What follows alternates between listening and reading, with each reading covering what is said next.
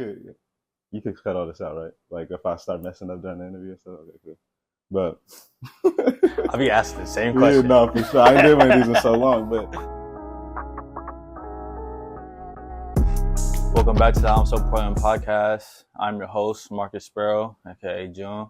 Today I got a special guest with me. You know, he's no stranger to Portland, Oregon, Northeast.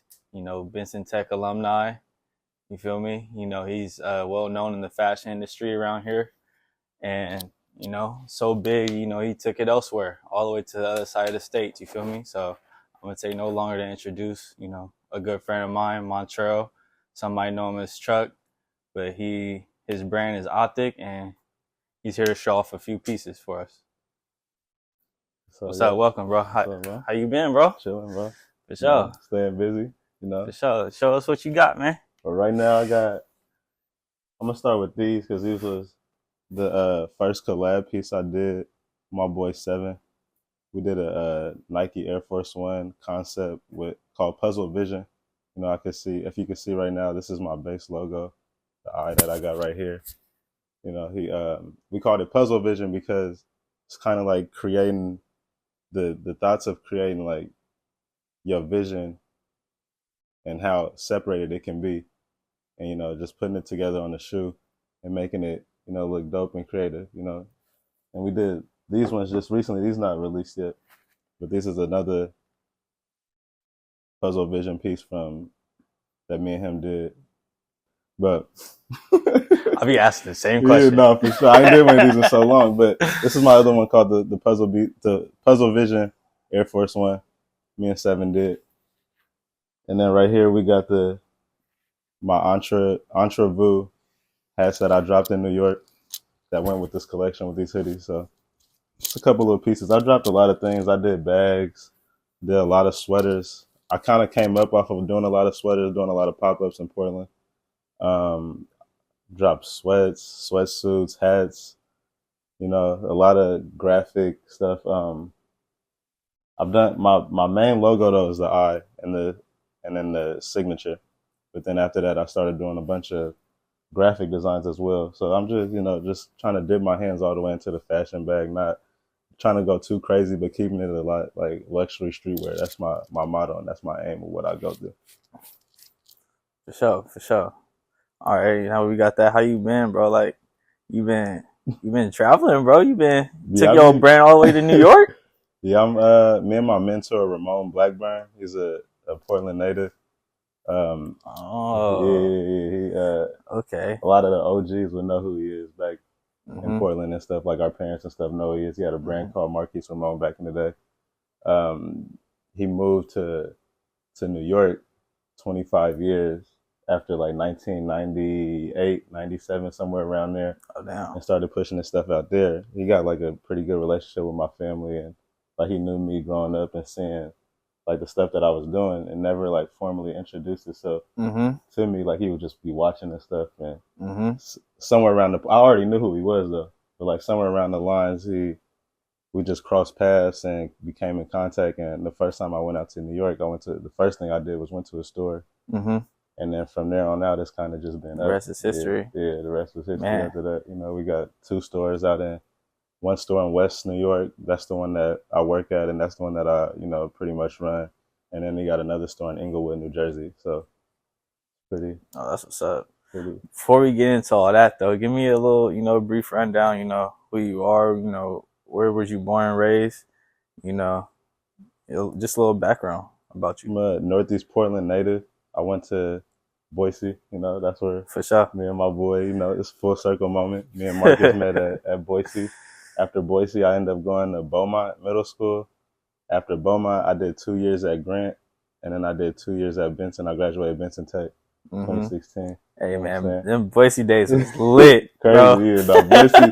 Anybody who went to Boise know Boise a legendary school. Right, if you know, you know. Yeah, for sure. After high school, I furthered my college experience at Shemeketa in Salem. You know, I majored in business technology and communications, and you know, I played ball. I was out there on the basketball scholarship. Did 2 years, redshirted my first year. I played my first year, redshirted my second year. Then at the end of my second year, I started business, and kind of just fell out of touch with the whole school scenario, and just advanced in the business area. So you never wanted to go D1? It was that for sure was a plan of mine. You know what I'm saying? I was in high school. I got letters from Boise State. My junior year, Boise State, Oregon State had sent me the most mail. UC Irvine, Man. you know what I'm saying? I got them. I got a few letters my junior year. My senior year, kind of the atmosphere with my coaching and our relationship kind of deterred like the rest of my love for the game of basketball. Although like I still like loved it a lot. I still went to college and played, but like the passion for it kind of changed, and then that's when like the business and the fashion sense kicked in. Even though I've been part of like fashion my whole life, like dressing up, going like when I was a kid, I used to draw uniforms on athletes like all day. Like I'd make like a stick figure and then put like the shorts and the jersey and just create like their own little team and stuff. So I kind of like kept that touch with my creativeness all the way through like my adulthood and learning about business and networking with other people and creatives and traveling the world. You know what I'm saying? So it wasn't like D1 wasn't unrealistic for you. It was something that you could have did. Yeah, I for sure could have did it. I for sure could have did that if I would have stuck to it. For sure. Yeah. For sure. I started getting better in basketball the older I got and after like college and stuff. So like learning the game and, just getting more information on the game and working out and just, doing all the love for the game stuff, So I for sure probably could have did it. I thought about going back to college though, like when I was in, like once my business kicked off, my plan was to go back to school and sponsor the team that I'm playing for at the same time. Like, I really wanted to do that, but I was like, nah, this shit ain't. I seen that you did something though with a school. You just did something. I'm doing stuff with Benson. Yeah. I'm sponsoring the boys basketball team. They got that's dope. The logo and the warm ups and stuff. That's Shout dope. out to Paige Mesher and Earl Clark over there at Benson. So. Yes, sir. Yeah, give them their flowers, man. But sure. How does that feel though? Like knowing that your design is really on like a legit like organization. It's not even just like it's a hoop team, but that's Benson. That's a whole high school. I think it's like I think it's another full circle moment. Benson is also a tech school for creatives, so I think it wouldn't like it just makes the most sense that happened that way. Like God pulling the strings behind stuff like that. So my alma mater, and it's good for the kids to be able to represent that. And also, pushing through their school stuff and, having inspiration from other people who've been there, you know what I'm saying? So I just think it's also like a big thing like that. Yeah. So that you think that's like it really show kids, you could do more than just hoop. For sure. I think that's big, especially, in our community, just because we focus so heavily on basketball and stuff, sports, football, whatnot. But I remember you mentioned, we went to Boise, but we also, after school, who used to football, walk over, the SCI. Yeah, man. Yeah, man. Well, that's funny. I don't know if you remember that when we had Bull in the Ring that one time.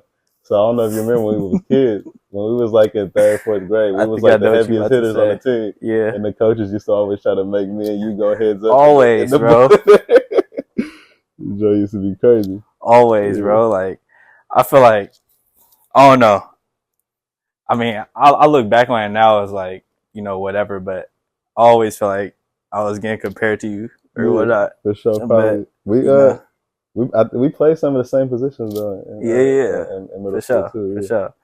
But I remember also, that wasn't my last experience at SEI. I know you was a coach too though. Yeah, I was a summer program coach. I did the summer programs. I did the basketball camps. You know what I'm saying? I've been at SEI since like 2nd grade. So for sure. I've probably been a lot of all that stuff. The SEI over there. After school programs, summer programs. I even worked at the little intern jobs with them too Mm-hmm. after high school or during high school, so around that time, somewhere like that. Mm-hmm. SEI has been a big impact on my life For and a lot sure. of people's life around Portland. You A know, whole lot of people. SEI probably was like that was like that was like heaven for kids, bro. No, for real though. Like if you think about No, it, for like kids real. ain't doing that, bro. They had the overnighters, bro. We all at the movies at like 3 in the morning and shit. Hey, we Like, was going on field trip. bro, crazy. Way. Getting paid, like Yeah, that SEI too. is Man, it was SEI paying is a next level experience. for real though. I seen it's funny. I seen I don't know who posted it, but I seen it on some social media. It was like SEI kids was spoiled. No, for sure. We was though. But that stuff it changed the dynamic of how a lot of kids in Northeast Portland live. Like that shit Yeah. raised a lot of successful people. You know, just knowing the standards and living the right Mm-hmm. way, but also getting rewarded for that. You know what I'm Mm-hmm. saying? So that I think the SEI is a crazy impact for the community, and it's Mm-hmm. definitely showed a lot of people how to, you know, treat community the right way and Mm-hmm. like treat other people around the world the right way, and just having them standards that we had and Mm-hmm. you know the rules that they showed us. You know, it definitely showed us and shaped us how to live. For sure. So I'm glad we touched on the history and we connected a little bit. But what really inspired you to start your own brand? You say you used to draw and stuff, in school. I mean, I think if we go back to like being a kid, I give a lot of credit to my moms and my pops. They used to always dress me and my siblings up and, you know, like keep us fresh and fly, you know what I'm Mm-hmm. saying? I always had that creative, I always used to like to draw and stuff growing up, so that ties into it. There's a story when I was a kid. My mom used to have a hair salon on Deacon back in the day, Mm-hmm. 17th and Deacon. She'd been in the hair game for like 30 years. Yeah, for years. She, Yeah. but when I was, this is something that stick out to me when I was a kid. She was like, I used to come to the shop and Mm-hmm. be like, pick me up because I don't want my shoes to touch the ground. I don't want, like, I don't want to be walking around and get my Nikes dirty and stuff. So Yeah. I think that I think it's just always been in me, like Mm-hmm. since a youth. So It's always been you, but yeah, yeah. I mean, it could be that, but like, I mean, a lot of people, they don't stick with it though. for sure. No, it's hard, bro. I ain't gonna lie. I've been through the darkest times with my business, bro. Like it's easy. It's way easier to Mm-hmm. give up than to keep going. You know what I'm saying? It's been times where I'm like, Yeah. I wanted to be like, bro, fuck this, bro. Like I don't want to. Yeah. Like everything don't sell all the time. That's Mm-hmm. normal. Like that's normal for any business. The biggest businesses in the world. Like my Mm-hmm. mentor is a millionaire. Like he dealing with Mm. some of the craziest. Like it's just it's easier to give up with the Mm-hmm. stuff that you deal with. So For sure. to keep going is the hard part. And my advice to people doing anything, whether it's business, you know, fashion, working, whatever they're doing, like Mm-hmm. just to keep going, just to break through that wall of wanting to stop or wanting Mm-hmm. to just give up when things are slow. Because Mm-hmm. things ain't always gonna be green. Mm-hmm. Like I'm lucky to have them a lot of green days, but you know, it's been times where I'd be like, bro, this is crazy. You know Mm-hmm. what I'm saying? So A lot of times people on the outside looking in, like you are one of those big names. They don't think that you go through that type of stuff just yeah, because on the outside land, people think things be peaches and cream. You know what I'm Mm-hmm. saying? Like I come from a family where we kind of we didn't we had it, but like it wasn't like it was just given to us. Like you know what I'm Mm-hmm. saying? We put the work in, and you know my generation of like me and my siblings was blessed enough for my parents to go through a cycle before us. You know what I'm Mm-hmm. saying? To be able to make it easier for us, even though Mm-hmm. it's not ultimately easy and it's still hard, and we got to create our own wave and stuff. But we just it feels good to be come from something fortunate and have good advice and people that Mm-hmm. went through certain things and can teach you how to get through certain things in life. So, Yeah. yeah. Yeah, I agree with that 100%. But okay, so that's kind of how you started. What what could you say had a big influence on you? Just being from the town. I What? think my biggest influence personally would probably be my pops and Ramon Blackburn, which is who my mentor now is. Because Mm-hmm. as far as like fashion industry stuff out here, like I don't the things that he did back in the '90s is just crazy. Like he's making Mm-hmm. stitched Lettermans and rugbies. Like if you ask anybody, your parents know, they know about the rugbies that he was making back in the day. Like Mm-hmm. it's just stuff that still is valuable and qualifies in the fashion game to today's era. Rugbies. You talking like the jackets? Yeah, the jackets with the Yeah. collars, the heavyweight. You know what I'm Mm-hmm. saying? Like he Yeah. was coming crazy, bro. Like Dang. yeah, you look I at ain't know like that. if you look, you can find this stuff on Google right now. People reselling his Mm-hmm. Marcus Ramon stuff from the '90s. Like You he's said crazy. reselling? Yeah, Still resale to this to day? this day. I just matter of fact, I went thrift shopping and I found two items out the thrift store that was his, and I was like, Mm-hmm. bro, this is crazy. Like I couldn't even believe this shit. I probably could resell it for like That's $300, but you crazy. know, I keep that shit in Rocket. You know what I'm saying? Because that's my people's. But Mm-hmm. far as more inspiration in the fashion game, I give a big ups to Brian Walden. D Mm-hmm. Wall with Black Mannequin. Black mannequin. He Yeah. definitely doing this thing. You know, he be on his grind for sure. I Yeah. remember before I started, I asked him a question about like what about his designs or like how he came up and all that. You know, Mm-hmm. he's a real good dude. You know, family tied in. So Mm-hmm. you know that's another one. Yeah. Yeah. He's been doing it for some years. You know, he definitely has some experience.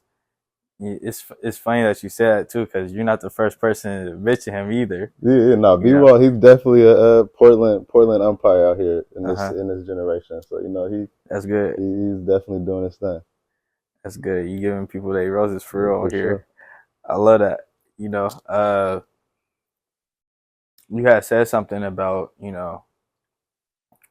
the struggles that you had. You know, what are some of the biggest challenges you had?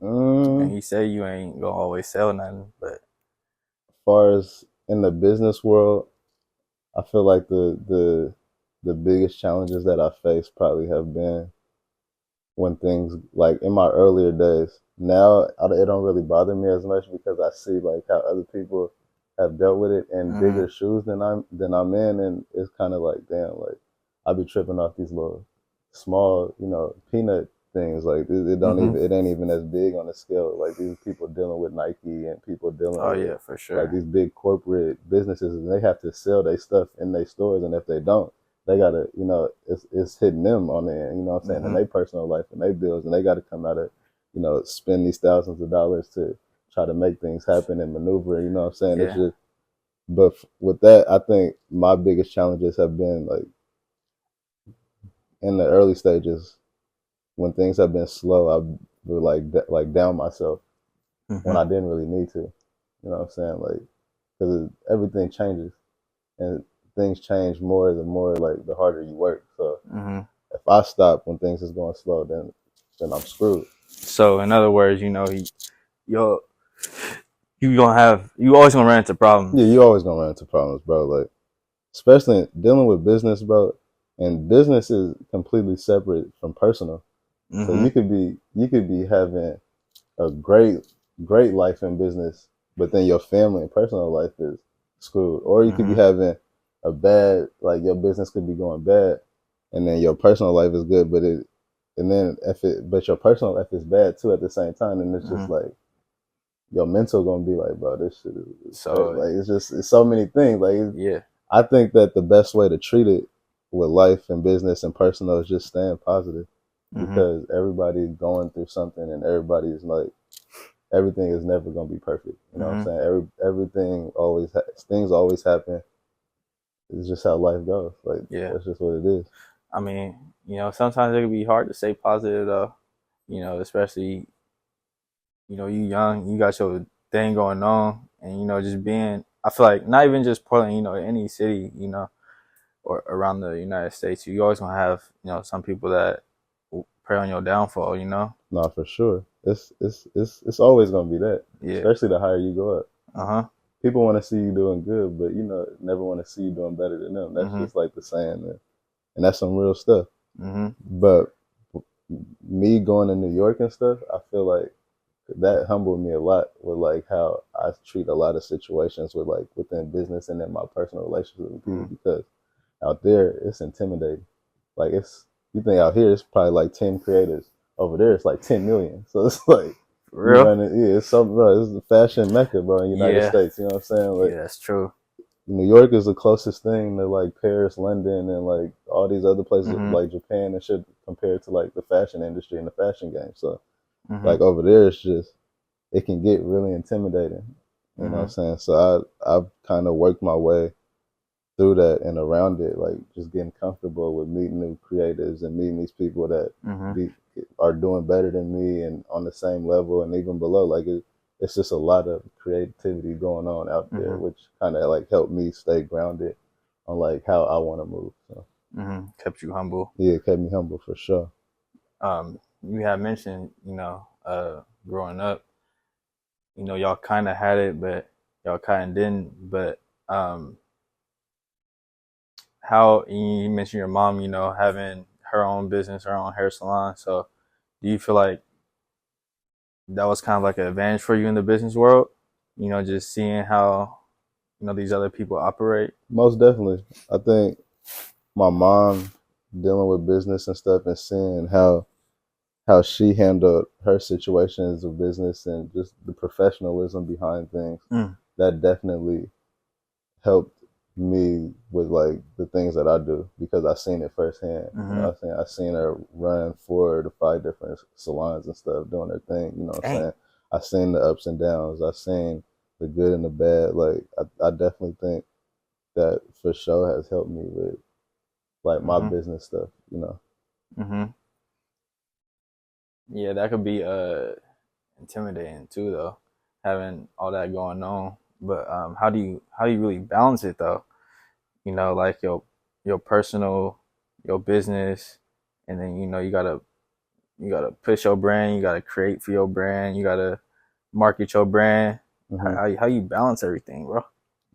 Man, I be asking myself the same thing sometimes. I look at it like I treat my life the same way I treated basketball, bro. Like the seasons, like hoop season, you gotta stay locked in Mm-hmm. and working and grinding, and then your off season is the summer. You can take that time to deal with your family or work on yourself and doing the things that you want to do. Because realistically, like within business and like personal, you can't give all your time to everybody that you want, but you can do the best Mm-hmm. that you can. So like how I say I related to my life with basketball. Now my seasons is like so like the holidays I'm here with my family. Mm-hmm. So it's kind of backwards. You know what I'm saying? The holidays I'm here with my family. Holidays is like basketball season. So I'm here with my family now. And Mm-hmm. summers I'm going crazy with work. But holidays I'm still freelancing and doing Mm-hmm. my business. But summers I'm 100% Locked in. clocking in. I'm working full time at the store. Mm-hmm. You know what I'm saying? Networking and freelancing on my stuff in the summer.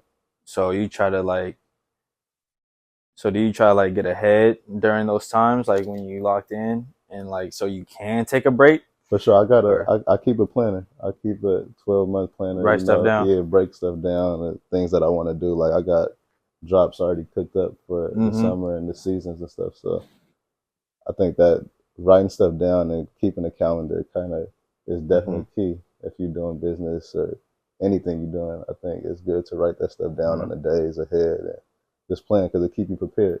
Like, Mm-hmm. 'cause if something happened during the week or the month that ain't supposed to happen, you kind of already can see the future on like what you've written down, so you can kind of Mm-hmm. prepare to, break stuff apart. Type, you know what I'm Okay, saying? so you really detailed and organized for real. So what you saying that how was you able to prepare for a move like New York, bro? Like, I think the first time I went to New York, it wasn't even like I wasn't even supposed to meet my mentor. Like I had the trip planned just for my girl. We was just gonna go to New York mm-hmm. for the holidays, December, and then in the midst of the planning of that, I had met Ramon. I was dropping some clothes off at his nephew's house and didn't Mm-hmm. even know what Ramon looked like.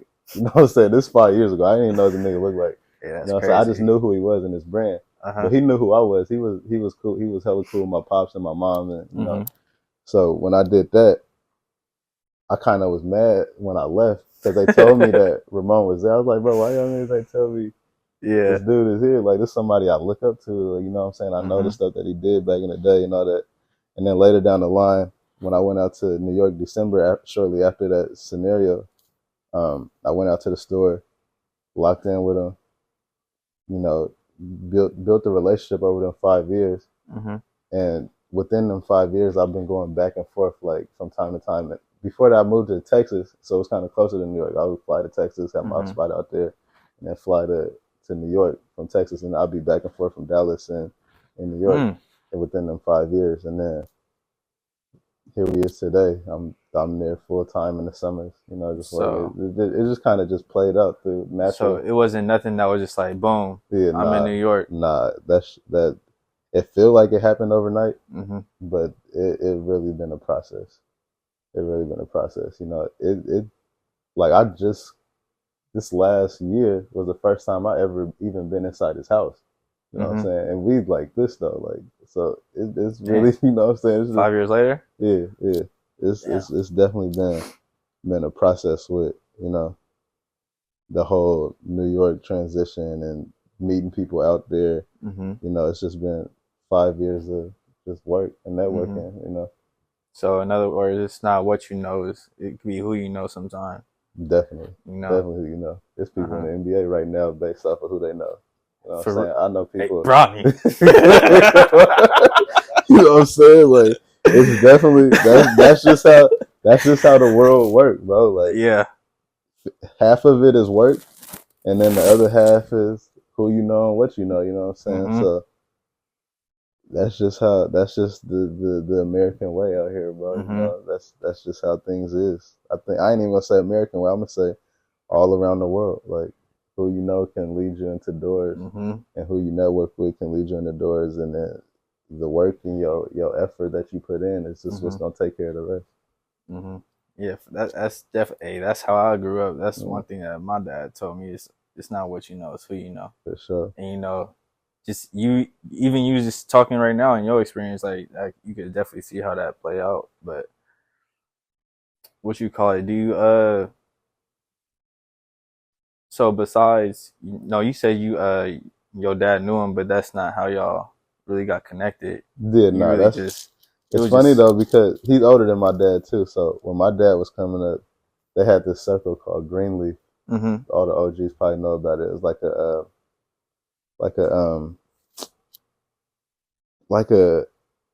a nightlife like promotion like promoter group, you know what I'm saying? Like music, fashion and stuff like that, the hair industry and all that. It was called Greenleaf back in the day, and my dad ran with Ramon, and he used to do stuff with that back in the day. Him, Dante Warren, I believe. Warren.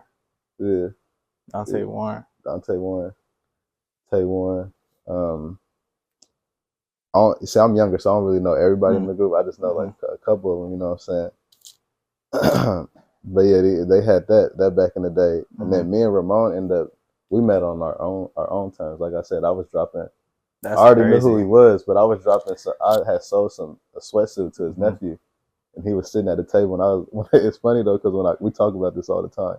When I went in the house, I was like, bro, who is this lightweight? Like he just looking at me at the table, like lightweight, like looked like he mugging me. But now that I look back at it, he was just like observing my movement and seeing what kind of person I am with like how I'm handling business before he even like fully like fully started giving me game on stuff. So that's another good one. You know you how never you know carry who yourself. watching. Yeah, you never know who watching, because it'd have been different if I would have went in there on some like just some hood nigga ghetto shit, like oh man, just moving sloppy, you know what I'm saying, moving sloppy, you know. But it's funny. I think about it a lot, like just how he was looking at me, how he was watching me, and how I felt with not knowing who he was, and then finding out later. That's like it just kind of all makes sense now. Like he was looking at my movements and just like observing me, you know what I'm saying. Later down the line, like this is my partner in business right now. Like a lot of my stuff I learned from him. I gotta get that man his flowers. You know, for sure. He's definitely a fashion guru, fashion genius out here, and he's I ain't gonna say he is the first black African American designer to be successful out of Portland. Man, so that's crazy. And I don't feel like a lot of people know. Yeah, a lot of people don't know. They don't know. That's crazy. He got even some crazy stuff cooking up. Like that's gonna change probably the fashion game. You got some collaborations with him? I don't know if he want me to talk about all that on the podcast, but we got some stuff cooking. We definitely got a lot of things in the cookups, man. Might not happen next year, might not happen the year after that, but it's definitely coming. It's marinating right now. So. That's what's up. Yeah. Can't say too much. Can't say too much. He'd try to kill me. I talk about that. For real. But other have you collaborated with anybody else? I collaborated with Seven, Motivate, dope dude, man. Seriously, no, this Motivate, yeah, seven. I seen that before. He go crazy, bro. Like I seen that. We came up with the concept with these sneakers and stuff, and those is tough. Yeah, his stitch work and his ideas, and when we bounce back ideas, I just be thinking this dude is like real life insane with what he be thinking sometimes. And, man, you know, yeah, Seven got a real tight relationship. I've collabed with Joe Brown. We did a sweatsuit together. Joe Brown's David Jefferson.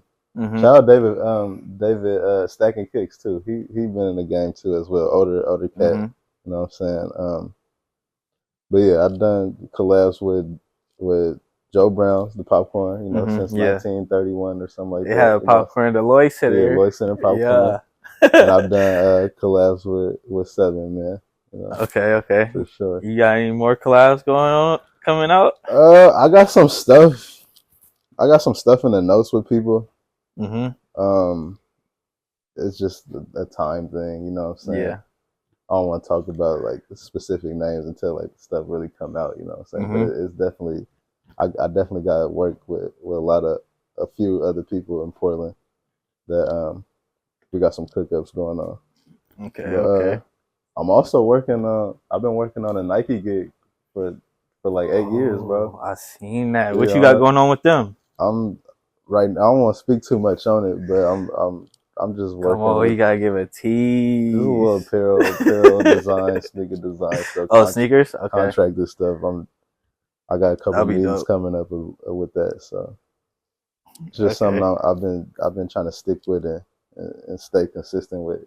It's definitely hard to get into Nike, but I feel like the doors is opening right now because of everything that's been happening. They got a new CEO, and you know, you gotta just trust the hands of God, man. That's all. For sure. Hey, hands of God, bro. Hey, he works in mysterious ways. Like even you just talking about how you met your mentor, like yeah, it's crazy. That's God right there, bro. Crazy stuff. But we talked a lot about the fashion. You know, your mentor, he's older, but he's still relevant, and he even dropping some new stuff. But where do you see the fashion industry going? Like as far as like Optic, and you know, how do you see the future of the fashion industry evolving too? Well, with my stuff personally, I'm just letting it do its natural thing. You know, wherever it take me, that's just where it's supposed to take me. You know what I'm saying? I stay consistent. I try to drop stuff every month, every Tuesday, or every other Tuesday, and then wherever that go in the next years, it's just gonna do what it's supposed to do. I also got some plans with like branching off and doing other business stuff, like starting another line as well. So you know, just staying creative within the fashion world. But as far as the fashion industry overall, I think it's you gotta think, bro. Like art is like one of the first forms of like mankind. If you really think about it, like everything is made into art, and we could go all the way back to the Egyptian days and the hieroglyphs, even all over the world. Like this stuff that people create art with, just anything, like the rock, like all the stuff back in the day, like the Great Wall of China, like the stuff inside the walls that they put, the just even how languages and the fonts and the you know, just all that stuff, everything just relate to art, like things, the way things is built, it's all art, architecture and stuff. So I think art and fashion and stuff it changes within like the style and the hype of things, but I don't think it's ever gonna die. Like you know what I'm saying? Like art is forever. Never. Fashion is forever. Everybody putting on clothes. Everybody want something nice. Everybody want to look Mm-hmm. nice. You know what I'm saying? We got sports and stuff, and they need Mm-hmm. nice uniforms and sweatsuits and shoes. Like Mm-hmm. it's a never ending cycle. So I For think sure. that fashion is just gonna keep evolving, and it's this century is kind of becoming more notarized than it ever has. Like Mm-hmm. there's more creatives than I've ever seen in my life. Like it's kind of crazy. Yeah, I mean, you got old styles coming back. You got new styles being created. Do for you ever sure. try to like follow the trends or like feel the pressure of keeping up with trends?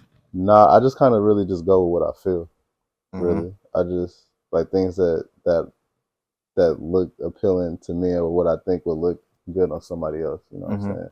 And also having meaning within my stuff, like having a message within my Mm. designs and my creations, because pretty much everything I create has to do with something, in my personal life or something that's going on. So I just try to like tie my stuff in with what's going on around me Mm-hmm. or things that I see. You know what I'm saying?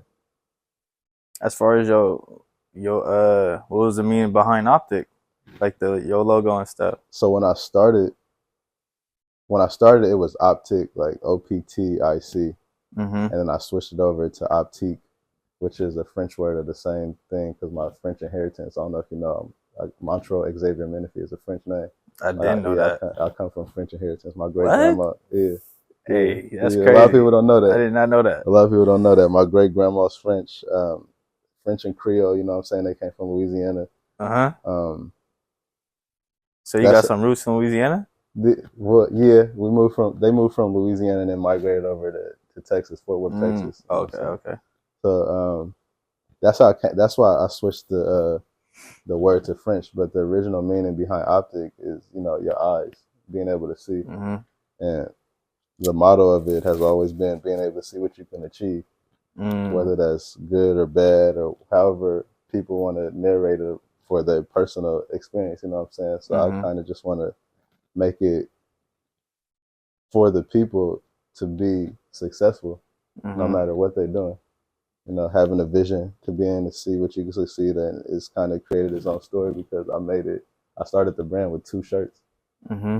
Cost me like $50, make 2 shirts, you know what I'm saying? Dang. And that it kind of That's just, wild. you know what I'm saying? Is the vision to see what you can succeed. You know what I'm saying? I posted 2 shirts on Facebook. I still got the picture in my Google files.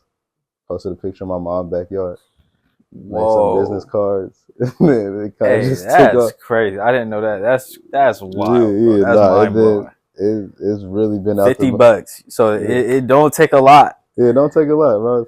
And most of that is the digitizing fee, like 35 Mm-hmm. bucks. The shirts, that's the cheap part. And it Yeah, was it's like vinyl so back in the like the day. logo, Yeah, getting the logo put on the t-shirt. yeah, yeah. That was Yeah. the easy part. Okay. You had mentioned you had mentioned being an artist and stuff, and like, do you feel like that was just like a God-given talent, or is that something like that just you had to develop?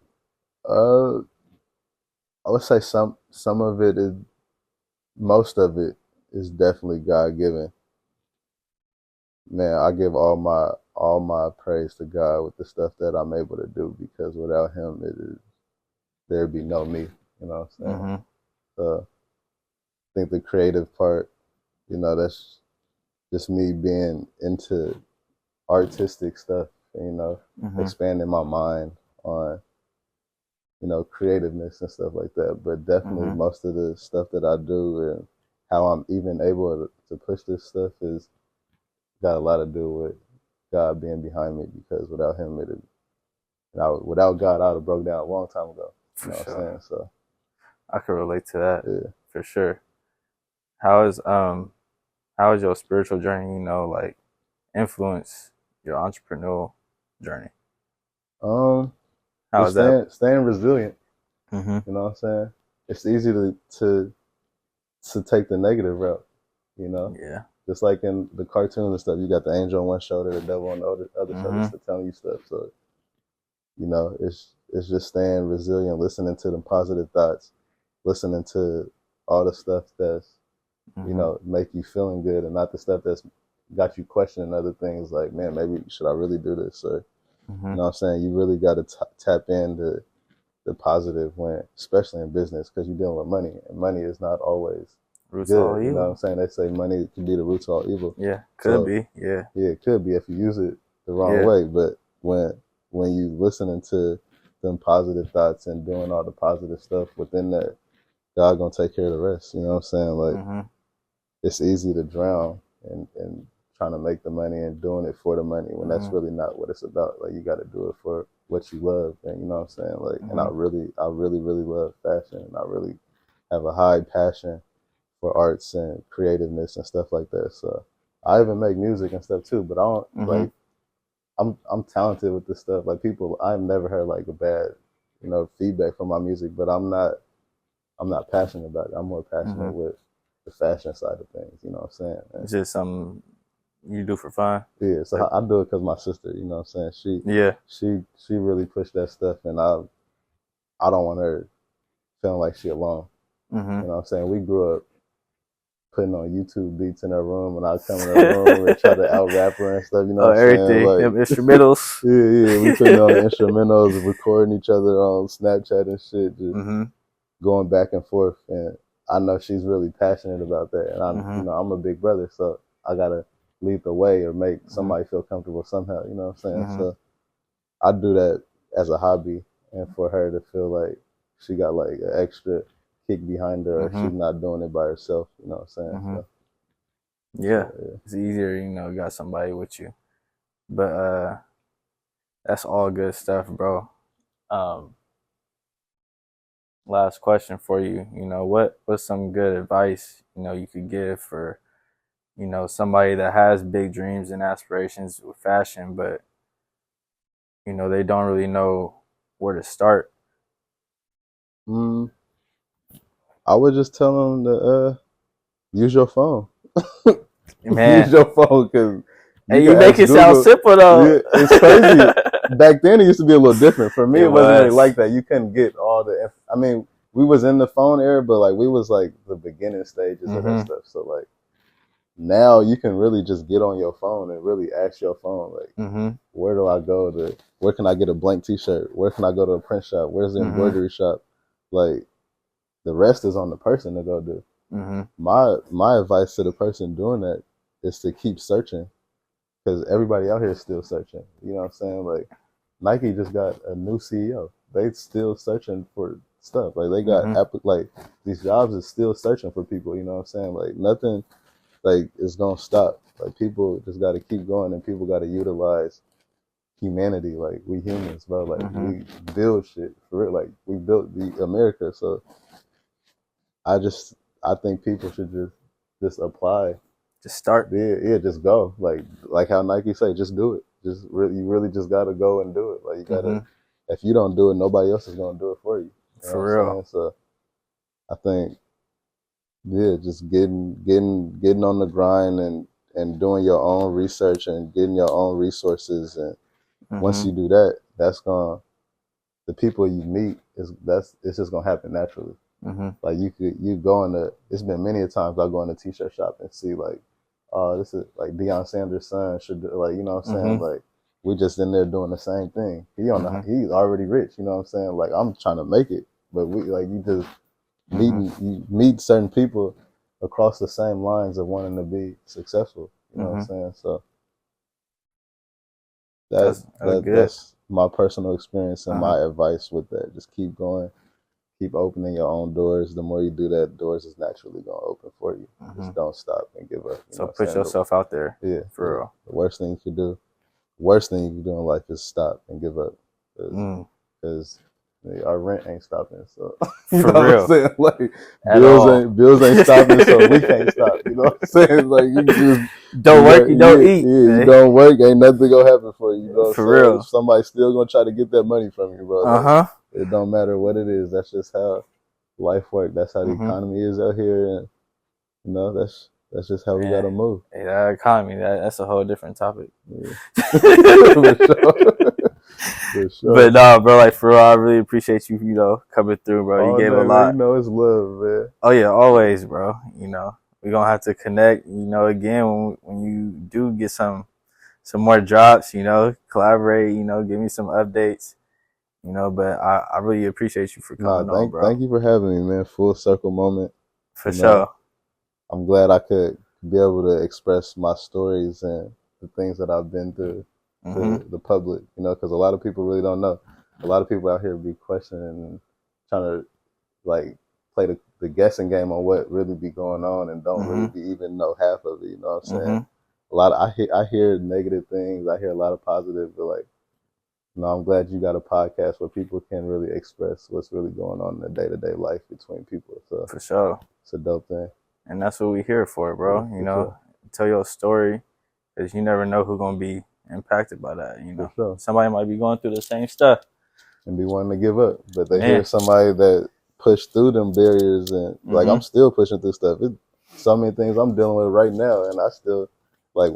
And the thing with business, like once you get your business above a certain level, if you stop, it's like, what did you do? Like you just did nothing. You know what I'm saying? So that reminds me. That reminds me of this that Nip quote. You closer to where you going than where you came started. From. Yeah, for sure. For sure. That's real. But you gave a lot of game, bro, and I really appreciate you. This is a token of my appreciation, bro. Thank you, man. I appreciate this, man. Impossible Portland, man. Dope stuff. Impossible Portland, man. I'm so Portland, man. I'm so what it is. Man, I'm y'all gotta cut that out. Y'all gotta cut that out. Don't put that on there. Y'all can't. I thought that said impossible. I'm tripping. I'm so Portland. Nah, it's funny though, because we was thinking about that too the first time we came. It do look like Impossible Portland though. I promise you. I'm so Portland. I feel like a dumbass reading that. I'm so Portland. All right, we gonna close it out. Thank y'all for tuning in to I'm So Portland podcast. Thank you. You had your host here, Marcus Sparrow, special guest Montrail Menifee. Y'all might know him as Optic. If y'all want some more like this, some more businesses, let me know who y'all want to hear from. And last things last, like and subscribe. Stay tuned in.